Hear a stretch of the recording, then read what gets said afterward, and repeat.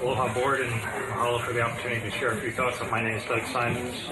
I'm the director of Canada-France-Hawaii Telescope, previous director of Gemini Observatory, UH graduate, 30-year veteran of Hawaii astronomy. I've basically dedicated my whole life to Hawaii astronomy. I've heard a lot about hunting. I'm also a big fan of upland game bird hunting on Mauna Kea, so I have a lot of experience there too.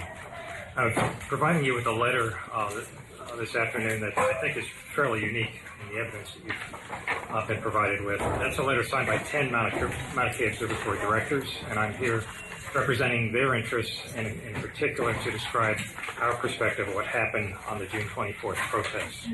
My overarching message is that the observatories seek at the highest level safety for the public and the staffs in the future of Mauna Kea.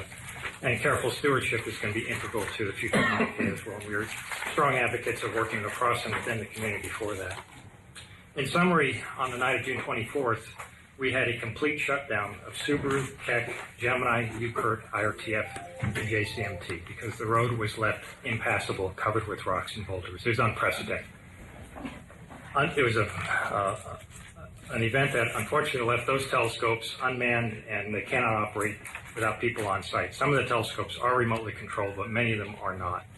The night before was cut short to avoid having nighttime staff interfere or conflict with gathering protesters that night as well. So we basically lost a night and a half. The night that we lost on the 24th would have been exceptional, as you heard from Hilton Lewis, and as a couple of examples of what was lost that night. At Gemini Observatory, a scheduled observation, what we call target of opportunity for the largest satellite of Pluto, was scheduled to be looked at, looking for water ice. That may not sound like a very exciting observation, but in a few nights you'll understand, or a few days you'll understand why, because on TV internationally you'll see New Horizons, a $1 billion NASA spacecraft flying by Pluto. That was part of a carefully timed observation, ground support for this NASA mission that didn't happen because protests happened that day. We also had 8 engineers and scientists stuck in Taiwan that had to have their plans canceled. They were coming out to have commissioning work on a new instrument on one of the telescopes. And a group from the mainland scheduled to use the NASA RTF as well. They canceled, lost their tickets, cost them money. It's a big hassle to reschedule as well. There's lots of other knock-on effects, but I want to give you some sense of the loss of science opportunities specifically on that night. There are a number of tasks that the day crews are responsible for on the observatories. We were unable to get day crews up there for those 2 days, the 24th and 25th, except for a handful. The point that I want to make about this, though, is that there is literally millions of dollars of instrumentation that runs at cryogenic temperatures and requires humans to inject liquid nitrogen into them. If you do not do that on a regular basis, you'll have an uncontrolled, potentially dangerous warm-up. Could be very expensive and ultimately very dangerous. One of those instruments did have an uncontrolled warm-up. It was not damaged. That's a what? An uncontrolled warm-up. I can explain that if you give me more time later.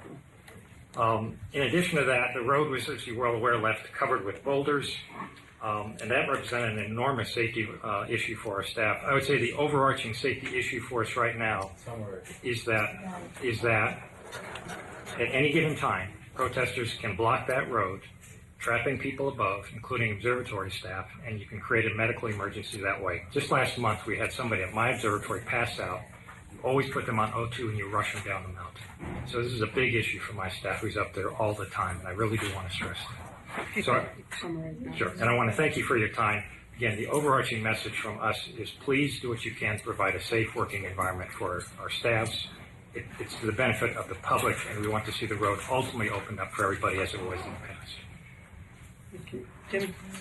Well, to resolve this, what is your interpretation of safe working conditions? What plan would you put out?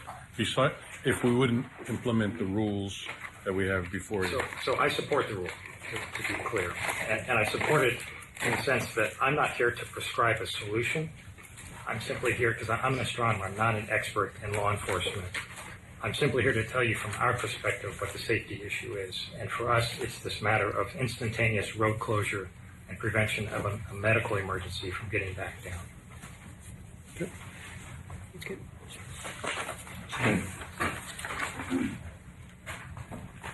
I've met you before, So I think when we went up to what was supposed to be the dedication of the 30-meter, when I have a groundbreaking, I think you were the speaker.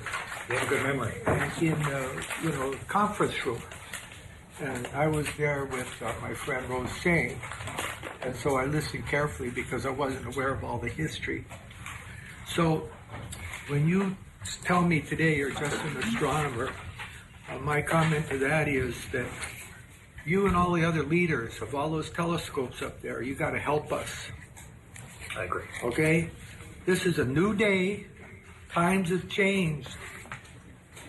And there has been a reawakening of all my neighbors in Keaukaha. They got flags flying on their cars and trucks. Times have changed. So it's not the same as it was 3 months ago. This is a brand new situation. So what is going to have to happen for the existing telescopes not to close down and not to lose all their billions in investment and not to lose all of their grants that get funneled through the Institute for Astronomy for viewing time and all the grants, is that there has to be a heart-rendering discussion between all the telescopes, including the 30-meter. The 30-meter is holding all of you guys hostage, not because they're mean or whatever.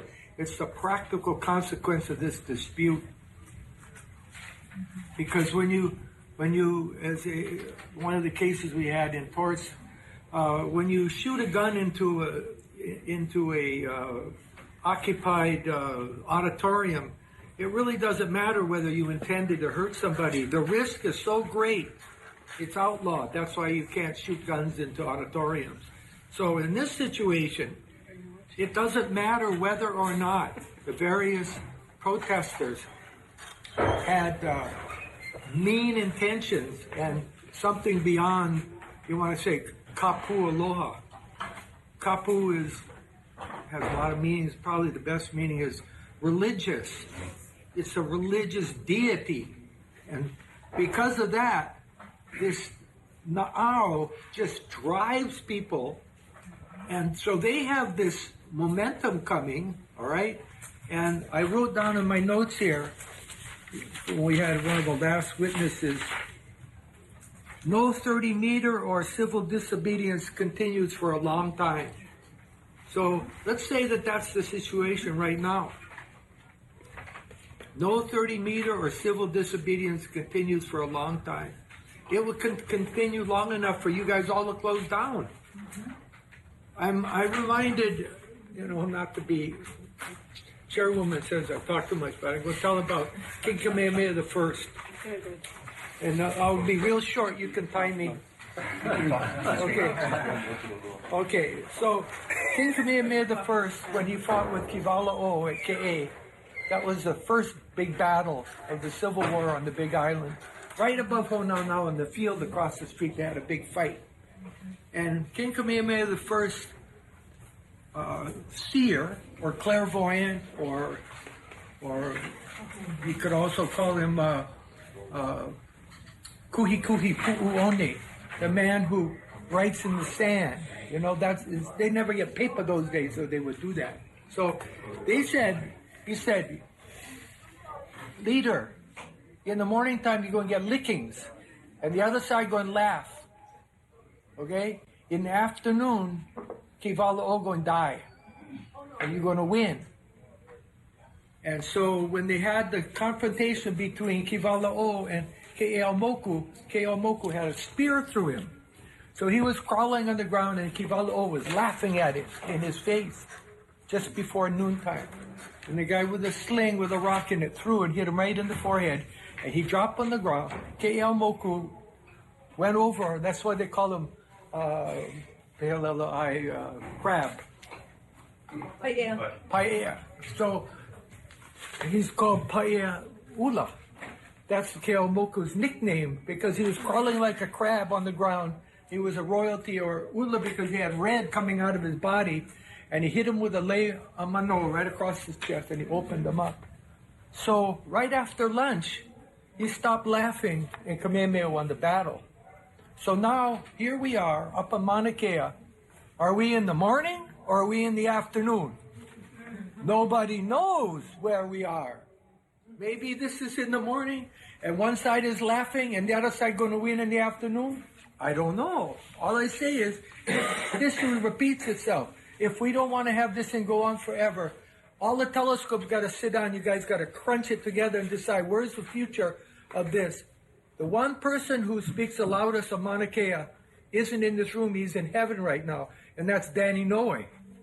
And Danny Noe told me in 1998, that's why we made that big group when I was in the Board of Regents to get this thing started.